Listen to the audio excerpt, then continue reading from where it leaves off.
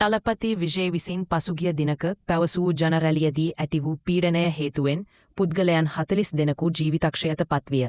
කරූර් ඛේදවාචකය විමර්ශනය කරන කොමිසම නිර්දේශ කළහොත් තමිල් වැට්‍රි කසාගම් සභාපති වන විජේ අත්අඩංගුවට ගන්නා බව DMK ප්‍රකාශක TKS ඉලංගෝවන්ගේ ප්‍රකාශ කර තිබේ.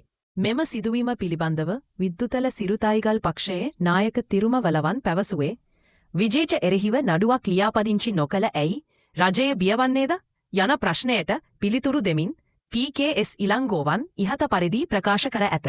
මේ සම්බන්ධයෙන් 40 දෙනෙකුගේ මරණය විමර්ශනය කරන කොමිසම විජේට එරෙහිව පියවර ගත යුතු බව නිර්දේශ කරන්නේ නම් ඔහු අනිවාර්යයෙන්ම අත්අඩංගුවට ගන්නා බව ඔහු තවදුරටත් දැනුම් දිය. සිද්ධිය වූ අවස්ථාවේ විජේ එම ස්ථානයේ සිටම උත්සවය සංවිධානය කළේ නම් පමණක් නඩුව මුලින්ම ඔහුට එරෙහිව ලියාපදිංචි කර ඇති බවද ඔහු පැහැදිලි කළේය.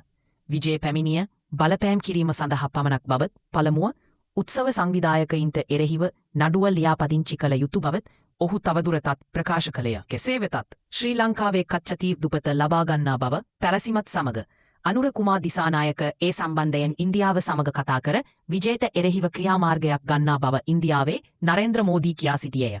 කොහොමද අනුර කුමාරගේ වැඩ